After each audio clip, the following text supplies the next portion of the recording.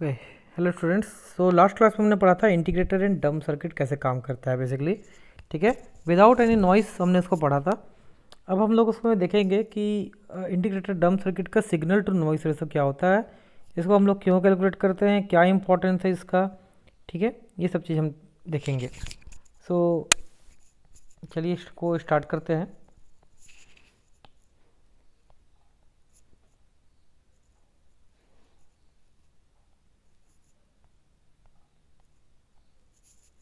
तो हमने देखा था कि ये हमारा इंटीग्रेटर सर्किट है। This is my integrator circuit.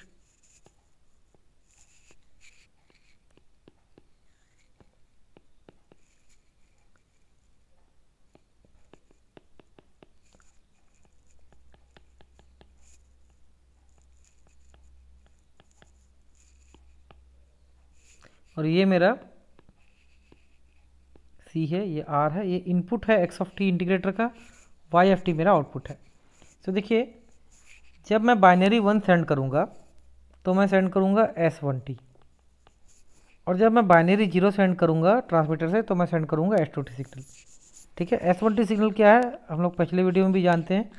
S1T signal ये सिग्नल है प्लस V वोल्ट और टाइम T। S2T सिग्नल ये वाला सिग्नल है minus V volt for time T।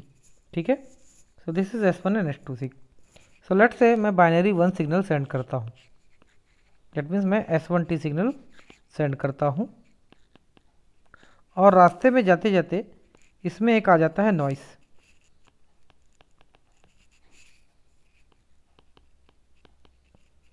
इसमें नॉइस ऐड हो जाता है इस सिग्नल में N ऑफ टी। तो टोटल सिग्नल बन जाता है S1T plus N of T. Okay, इसी टाइप से जब मैं बाइनरी जीरो सिग्नल सेंड करता हूँ तो मैं सिग्नल सेंड करता हूँ S2T, that means this signal.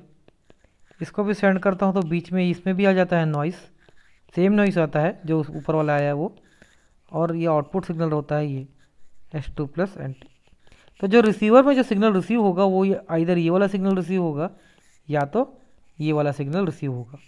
ठीक है, तो रिसीवर का इनपुट है X1, X1 की वैल्यू आए तो ये रहेगी या तो ये रहेगी। सो X1 of t will be either S1T plus noise for binary 1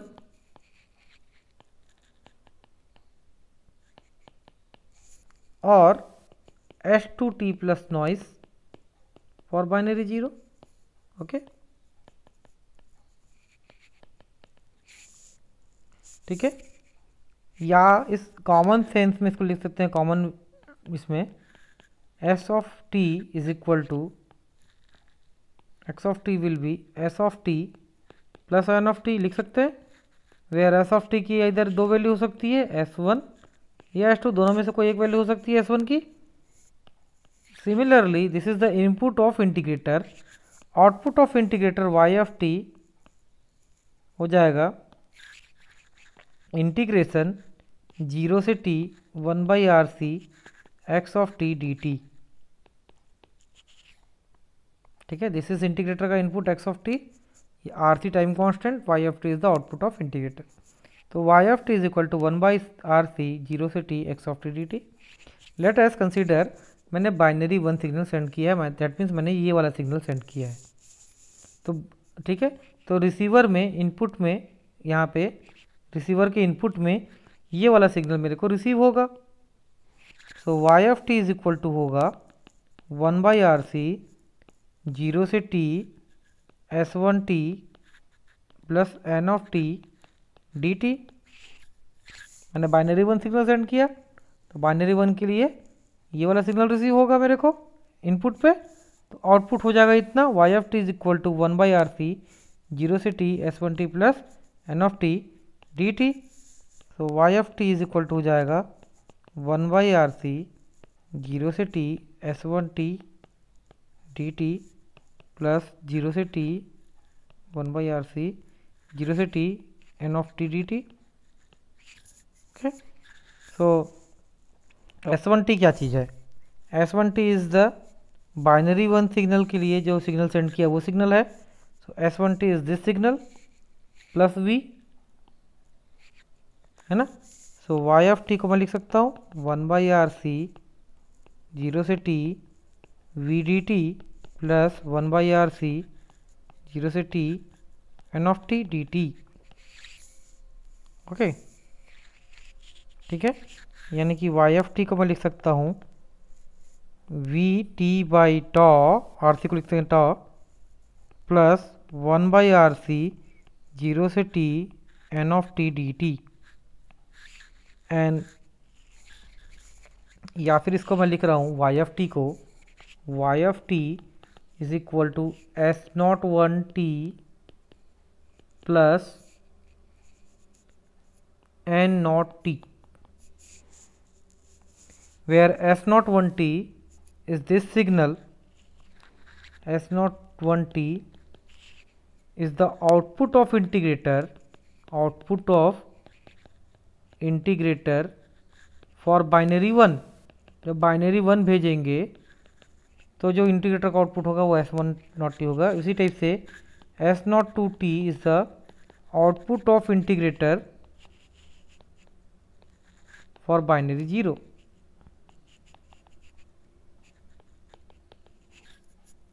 and N0t is the output noise voltage, output noise voltage. इतना क्लियर है, ठीक है। सो व्हेन जब हम लोग बाइनरी वन सेंड करेंगे for binary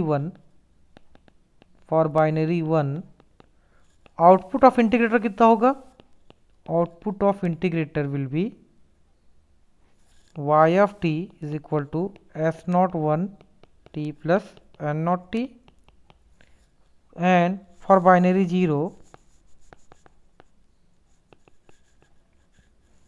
output of integrator कितना होगा, y of t is equal to होगा S02t plus N0t, where S01t की वैल्यू कितनी है, S01t is nothing but 1/tau 0 से tau S1t dt, और S2t की वैल्यू कितनी है 1/tau 0 से tau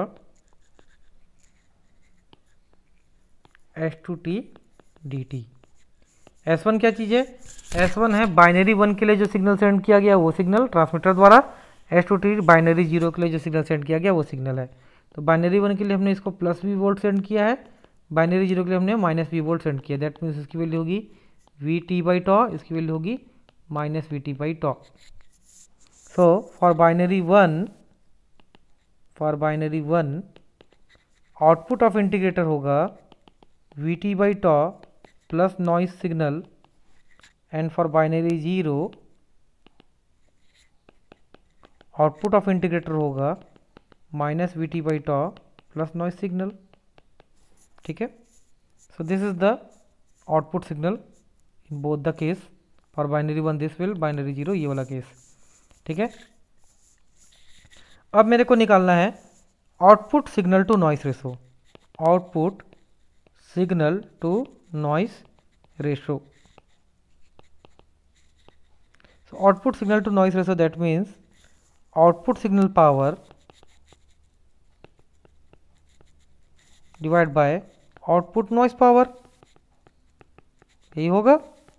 output signal power divide bye output noise power, यही होता है सिग्नल टू नॉइस रेशो और output. So output signal power means what, सबसे पहले देखते हैं output signal power. Output signal क्या क्या हो सकते हैं, आउटपुट सिग्नल या तो S01 हो सकता है या तो S02 हो सकता है। S01 कब होगा, जब बाइनरी 1 भेजेंगे तब S01 होगा, जब बाइनरी 0 भेजेंगे तो S02 होगा, ठीक है। सो आउटपुट सिग्नल दो हो सकते हैं, या तो S01 हो सकता है या तो S02 हो सकता है। इन दोनों ही केस में पहले केस में S01 की वैल्यू है VT/tau और दूसरे केस में इसकी वैल्यू है -VT/tau। जब पावर होगा आउटपुट सिग्नल पावर चाहे मैं बाइनरी 1 भेजूँ या बाइनरी 0 भेजूँ, ठीक है। So output signal power S0t square is equal to होगा S0 स्क्वायर s2 जितना पावर बाइनरी 1 के लिए है उतना पावर बाइनरी 0 के लिए होगा। तो आउटपुट सिग्नल पावर होगा या तो इसका स्क्वायर कर दो, तो वो जो होगा v square T square by tau square, it is output signal power, it is output signal power. ठीक है, बाइनरी 1 भेजेंगे तो भी इतना ही पावर मिलेगा, बाइनरी 0 भेजेंगे तो भी इतना ही पावर मिलेगा। ठीक है, आप देख सकते हो this is for binary output signal for binary 1, output signal for binary 0। So output signal power हो जाएगा for binary 1, output signal power हो जाएगा इसका स्क्वायर, बाइनरी 0 के लिए आउटपुट सिग्नल पावर हो जाएगा इसका स्क्वायर। अब दोनों बिट एक साथ नहीं भेजेंगे, दोनों में से कोई एक बिट ही आएगा, तो इन दोनों केस में भी कोई भी एक केस ले लो, तो किसी भी केस में आउटपुट सिग्नल पावर इतना होगा। ठीक है, देन आउटपुट नॉइस पावर कितना होगा, आउटपुट नॉइस पावर। तो हमने एक डेरिवेशन किया था सबसे पहले वीडियो में, जिसमें मैं एक नॉइस सिग्नल को इंटीग्रेटर से पास कर रहा था, तो वहाँ पे मेरे को आउटपुट नॉइस निकला था, और उस आउटपुट नॉइस का मैंने आउटपुट नॉइस पावर निकाला था, वो आया था η/2 t/τ²। आउटपुट नॉइस पावर होगा इतना, आउटपुट सिग्नल पावर होगा इतना, आउटपुट नॉइस पावर होगा इतना। तो output signal to noise ratio, output signal to noise ratio ये हो जाएगा signal power divide by noise power. Signal power कितना आया, इतना v square T square by tau square divide by noise power आ गया इतना η/2 t/τ²। this will be cancel, so v square t η/2। so this is the signal to noise ratio for integrator and dumb circuit। so इससे क्या पता चल रहा है कि for better reception, less probability of error, for less probability of error, the output signal should be very high, that means voltage of V, signal to noise ratio actually should be very high for less probability of error। Error कम होने के लिए signal to noise ratio ज़्यादा से ज़्यादा होना ज़रूरी है, और सिग्नल टू नॉइस रेशो ज़्यादा से ज़्यादा होने के लिए ये एम्पलीट्यूड V ये होना बहुत ज़रूरी है ज़्यादा। ये V क्या चीज़ है, और जब बाइनरी 1 के लिए मैं जो सिग्नल सेंड कर रहा हूँ दैट मीन्स +V वोल्ट, और बाइनरी 0 के लिए मैं सिग्नल सेंड कर रहा हूँ -V वोल्ट, तो ये V वो मैग्नीट्यूड है। मान लो बाइनरी 1 के लिए 5 वोल्ट और बाइनरी 0 के लिए -5 वोल्ट सेंड कर रहे हैं, तो V की वैल्यू 5 हो जाएगी। अगर मैं बाइनरी 1 के लिए 10 वोल्ट, बाइनरी 0 के लिए -10 वोल्ट सेंड कर रहा हूँ, तो V की वैल्यू 10 हो जाएगी। ठीक है, तो इस केस में जिसमें 10 वाला वैल्यू है उस केस में सिग्नल टू नॉइस रेशो ज़्यादा अच्छा मिलेगा।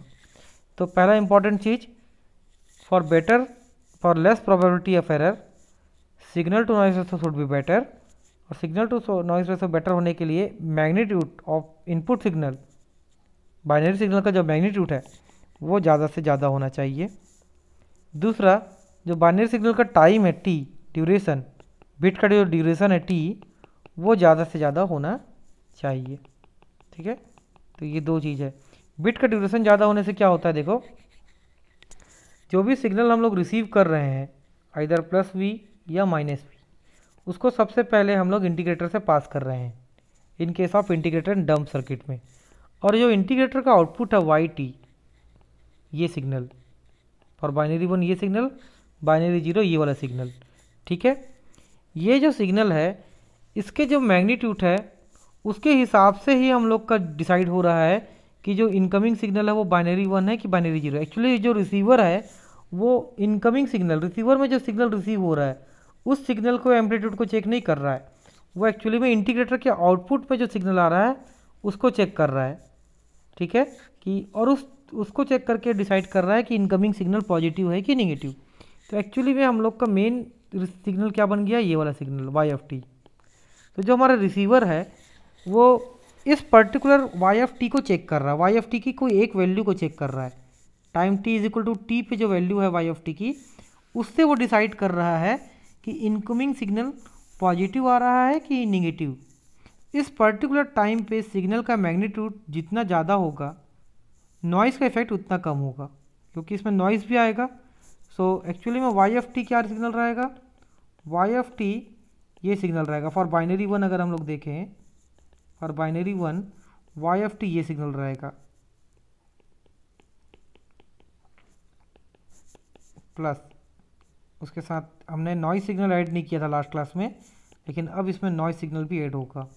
सो वाई एफ टी ये सिग्नल होगा, this signal plus noise signal.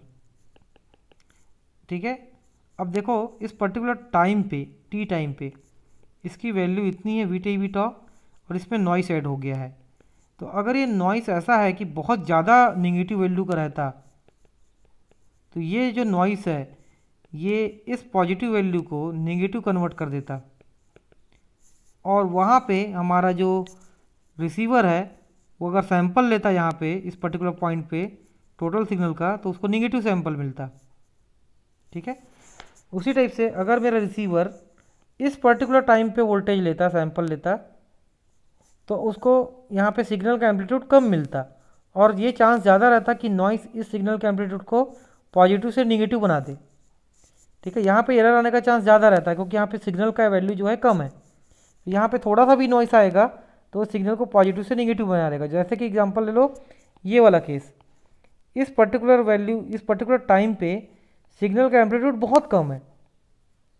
ठीक है, अगर इस पर्टिकुलर टाइम पे मेरा रिसीवर सैंपल लेता है इस वोल्टेज का, तो यहाँ पे नॉइस सिग्नल भी ऐड हो रहा है।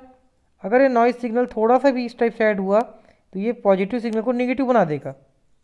ओवरऑल सिग्नल जो इनका सम सिग्नल आएगा उसको, ठीक है, हमको नेगेटिव सिग्नल मिल जाएगा। सो देखो जितना ज़्यादा टाइम के बाद रिसीवर सिग्नल का सैंपल लेगा उतना ज़्यादा मैग्नीट्यूड मेरे को मिलेगा, और जितना ज़्यादा मैग्नीट्यूड मिलेगा मेरे को इस वाई एफ टी का, उतना कम चांस रहेगा कि नॉइस सिग्नल उस पॉजिटिव मैग्नीट्यूड को नेगेटिव बना सके। क्योंकि जैसे जैसे टाइम बढ़ता जा रहा है ये वाई एफ टी का मैग्नीट्यूड भी बढ़ता जा रहा है। ठीक है, और वाई एफ टी का मैग्नीट्यूड जितना ज़्यादा बढ़ते जाएगा नॉइस का उसको पॉजिटिव से नेगेटिव लाने का काम जो होगा वो कठिन होता जाएगा, मतलब उसमें एरर आने का चांस कम से कम होता जाएगा। इसलिए यहाँ पे लिखा है कि signal to noise ratio is proportional to T. तो signal to noise ratio is proportional to T. जितना बिट का ड्यूरेशन ज़्यादा होगा, जितना बिट का ड्यूरेशन ज़्यादा होगा, मान लीजिए ये बिट है, एक बिट हम लोग भेज रहे हैं एक 1 सेकंड का, एक बिट भेज रहे हैं 2 सेकंड का, दोनों का मैग्नीट्यूड सेम है 5 वोल्ट। तो इस केस में जो इंटीग्रेटर का आउटपुट रहेगा वो रहेगा ऐसा, लेट से 5 मान लेते हैं इसको भी, और इस केस में इंटीग्रेटर का आउटपुट रहेगा ऐसा।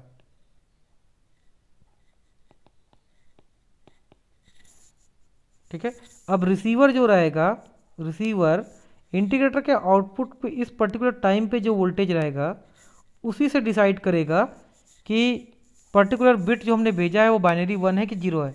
तो वो क्या चेक करेगा, इस पर्टिकुलर टाइम पे रिसीवर का जो आउटपुट है, मतलब इंडिकेटर का जो आउटपुट है वो पॉजिटिव है कि नेगेटिव है। ठीक है, अब इसमें अगर मान लो नॉइस आ जाता है बीच में भेजते हुए, तो इस सिग्नल में और इस सिग्नल में नॉइस आ जाता है, और नॉइस ऐसा है कि अब देखो नॉइस इस टाइप से आ जाता है कि इसका मैग्नीट्यूड चूँकि कम है इस पर्टिकुलर टाइम पे, जबकि इसी सेम टाइम पे इसका मैग्नीट्यूड जहाँ बिट ख़त्म हो रहा है उस पर्टिकुलर टाइम पे इसका मैग्नीट्यूड ज़्यादा है। तो इस 5 वोल्ट को नेगेटिव लाने के लिए नॉइस वोल्टेज होना चाहिए -6 वोल्ट, जबकि इस 10 वोल्ट को नेगेटिव बनाने के लिए नॉइस वोल्टेज होना चाहिए इसमें -11 वोल्ट कम से कम। ठीक है, सो नॉइस वोल्टेज -11 वोल्ट चाहिए इसको एरर लाने के लिए। इस केस में ये बाइनरी 1 है, ये भी बाइनरी 1 है। इस केस में अगर बाइनरी 1 सिग्नल सेंड कर रहा हूँ तो कम से कम -6 वोल्ट का नॉइस वोल्टेज चाहिए। जब -6 वोल्ट का नॉइस वोल्टेज ऐड होगा इसमें, तो इसमें ये मेरा बिट को बाइनरी 1 को बाइनरी 0 में कन्वर्ट कर देगा, दैट मीन्स एरर आ जाएगा। जबकि दूसरा केस देखो, इस केस में -11 वोल्ट का नॉइस वोल्टेज चाहिए जब -11 वोल्ट का नॉइस वोल्टेज इसमें ऐड होगा तब मेरा बाइनरी 1 बाइनरी 0 में जाके कन्वर्ट होगा और मेरे को एरर मिलेगा। सो दूसरे वाले केस में मेरे को ज़्यादा नॉइस वोल्टेज चाहिए, क्योंकि पहले वाले केस में कम नॉइस वोल्टेज आने से ही एरर आ जा रहा है। सो यहाँ पे ये अंतर आता है टी का, कि बिट का ड्यूरेशन जिसमें ज़्यादा रहेगा उसमें एरर आने का चांस कम रहेगा। ठीक है, दोनों का मैग्नीट्यूड सेम था बट दोनों का बिट ड्यूरेशन अलग अलग था। जिसमें बिट ड्यूरेशन ज़्यादा है जिस वाले स्कीम में, उसमें एरर आने का चांस अपेक्षाकृत कम है पहले वाले के कंपेयर में। ठीक है, so this is all about the signal to noise ratio of integrator and